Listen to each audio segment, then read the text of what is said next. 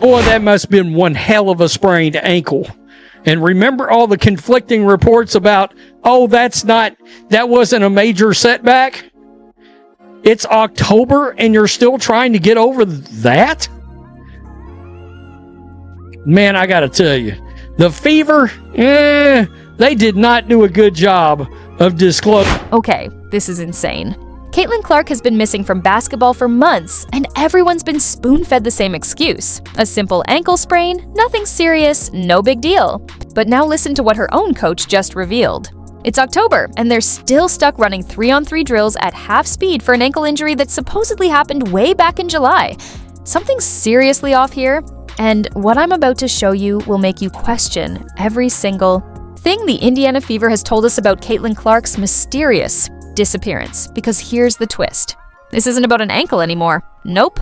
There's a reason the brightest star in women's basketball has completely vanished from the spotlight, and it's not the story they've been feeding the public. You're about to see what's really been happening behind the curtain, and by the end of this video, you'll realize why March 11th isn't just a comeback date. It's a masterfully planned move that changes everything. Her injury-riddled season, Clark never played more than 5 games in a row and was rarely, if ever, fully healthy when she was on the floor. Outside of a few big performances, including a triple-double on opening day. Wow. That's how we started this season, with a triple-double. Oh, she didn't look like her. Did you catch that? She never managed more than 5 games in a row. Barely ever fully healthy. But here's where it gets absolutely wild. They're claiming she had injury after injury, setback after setback, yet the Fever just kept throwing her on the floor anyway. And get this, her shooting percentages completely tanked. We're talking about a player who made her name at Iowa by being automatic from deep. Suddenly she's shooting 27.9%. 3 straight games without a single three-pointer, something that hadn't happened since her sophomore year in college. Most people would shrug and say, well, she was hurt, that explains it. But hold on, there's something everyone's ignoring. If she was too injured to shoot, why was the team still forcing her to play? Why not shut her down to actually heal? And why, months later, are we still hearing about building slowly and laying a foundation? Now here's the real insanity, the timeline. The injury allegedly happened in mid-July, almost 3 full months before her coach's October comments. 3 months for a sprained ankle? Come on. And listen to how Stephanie White describes the recovery, talking about rhythm, timing, balance, and explosive movement. You know what that sounds like? Someone relearning how to play basketball from the ground up. Quote, I would never speak for Caitlin, but it's frustrating as an athlete to go through injury when you're not able to do what you love to do. White said, certainly having setbacks, then working your way back, then having another setback, all of that is frustrating. While it's frustrating, it's important that we get her back to 100% and she's comfortable, she's confident, that she's healthy. Okay, but here's what that really means. When a coach says it's frustrating as an athlete to be injured and unable to do what you love, that's not about pain. That's about control. Listen to the wording. Setbacks, then fighting back, then another setback. Multiple setbacks for a sprained ankle? Please, we all know what that means. But wait, it gets juicier. The Fever have been playing this game very carefully. Every time someone asks about Caitlin Clark's status, they toss out vague buzzwords like building back and week by week. No details. No clips, no proof of practice, not a single update about the most marketable player in the entire WNBA, the same woman who single-handedly broke viewership records. They've kept her completely off the grid. And get this, she's turned down every chance to play ball in the offseason. Unrivaled? Nope. Athletes Unlimited? Passed. Overseas contracts worth millions? Not even a glance. Sure, it sounds logical if she's injured and just healing, but here's the twist. If this is all about recovery, why is her first game back in March for Team USA? Why skip the warm-ups, the low-pressure games, and go straight to representing your country on the biggest stage? In order to make sure she's ready by then, the Fever will not skip any steps over the next few weeks and months. Quote, just as much as being on the floor and working on skill set and working on movement patterns is rhythm and timing and balance and all those things, White said. Now instead of working on 1 to 2 things at a time, now it's 3 or 4 things at a time. Now we've got decision-making, live action. We got staying on balance. We've got changing direction. We got explosiveness. All of these things, oh, by the way, at 90 or 100% instead of 50, 60, 70%. Listen to how the coach spins this. She's talking about decision-making in live action, staying balanced, changing direction, explosive movement, all at 90 to 100% instead of 50, 60, or 70%. And the way she says it, you can practically hear the subtext. It'll take some time, but we're laying the foundation right now. Laying the foundation in October for a season that doesn't even start until May. You see what's happening here? This is massive because what Stephanie White just slipped out, probably without realizing it, is that Caitlin Clark isn't bouncing back from some basic ankle sprain. Nobody spends 6 months laying a foundation for that. You don't talk about building slowly, working on 1 or 2 things, then 3 or 4 things for a sprain. Come on, connect the dots. First, the injury reports kept shifting. Then, the severity statements didn't match. Then, total silence for months. And now in October, we find out she's still doing elementary drills at low intensity. Her next real game isn't until March. That's 8 whole months since the so-called injury. 8 months. For a sprained ankle? Sure, pull the other one. I've never seen it take this long.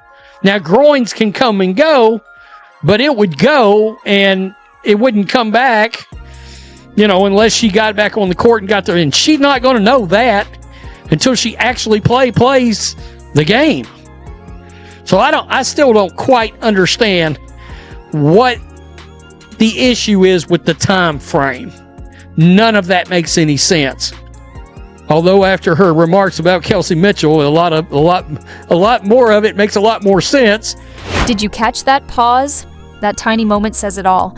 He straight up jokes, "That must have been one hell of a sprained ankle," then instantly questions the entire story.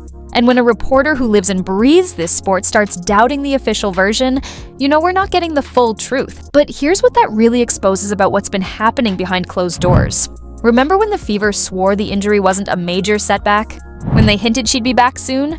Well, it's October now, and suddenly that quick return has turned into a March comeback. Now everyone's whispering the same thing.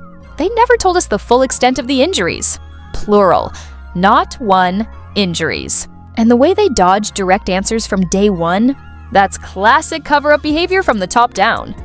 You can literally pinpoint the moment the media started side-eyeing the narrative. Right here, right now, when people finally asked, why is this taking so long?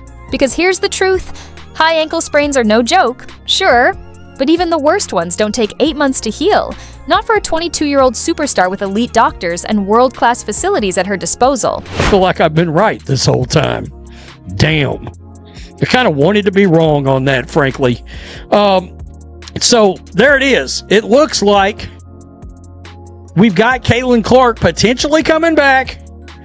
All right, not in May, not mid-May, but towards the first part, middle of March. So we may see Caitlin Clark on a basketball court playing meaningful basketball for Team USA, which I think is a gargantuan deal. That's going to be a big, big deal.